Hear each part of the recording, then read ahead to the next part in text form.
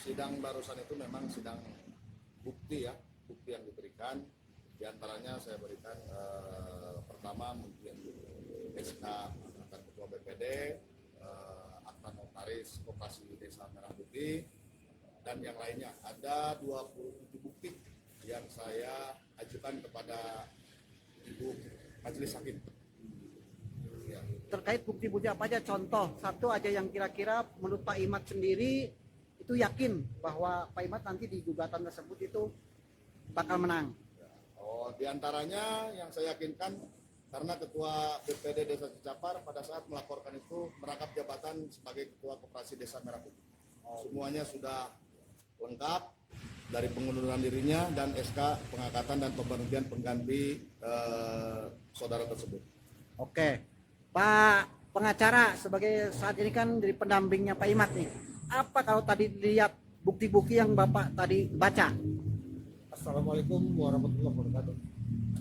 Selamat siang, Sampurasun, teman-teman dulur-dulur SBI se-Indonesia. Pertama, saya di sini diminta Pak Imad untuk mendampingi dia dalam proses pembuktian dalam perkara nomor 225 garing G garing 2025 Petun Bandung. Jadi setelah saya analisa, ada sedikit yang menggelitik kata hakim perlu saksi ahli, perlu ahli dalam hal ini yang tahu hukum tata negara. Sebenarnya simpel saja. Persoalan ini cakap tidak orang itu memberhentikan dan apa alasan pemberhentian.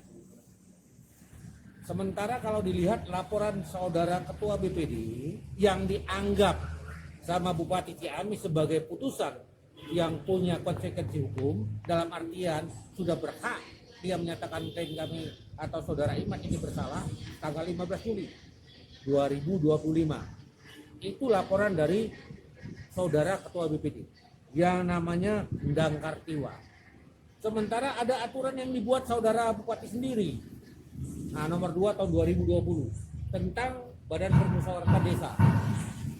Nah, ada lagi berkaitan dengan Koperasi Merah Putih yang diatur oleh pemerintah Republik Indonesia dengan petunjuk pelaksana Menteri Koperasi Republik Indonesia bahwa di sini tidak boleh ada rangkap jabatan.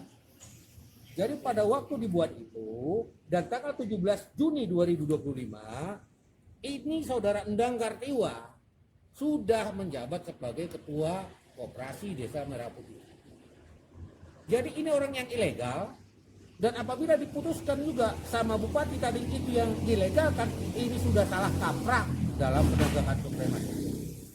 Saya minta Peradilan Tata Usaha Negara coba dilihat regulasi yang benar. Ini sudah kasat mata, tidak perlu banyak lagi ahli pendapat-pendapat seperti ini. Regulasi sudah jelas dilanggar dalam pembuatan laporan orang yang ilegal.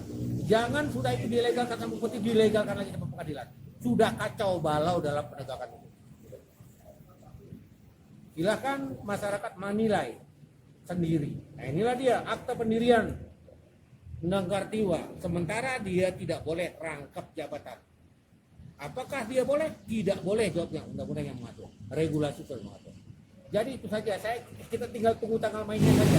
Apa yang berada diputuskan Peradilan Tata Usaha Negara Bandung ini dengan perkara nomor 225 garing G garing 2025 Petun Bandung. Kita tunggu saja. Ya. Apakah dia berani atau tidak? Nanti kita lihat dalam perkara selanjutnya. Saya rasa untuk bukti-bukti sudah cukup.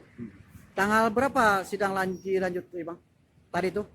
Tanggal 19 Februari hari Kamis 2026. Kasih ya, baru daftar sementara aja sih bukti tulis. Bukti-bukti tulis aja sementara. Oh, sementara. Normatif saja belum ke materi ke apa namanya?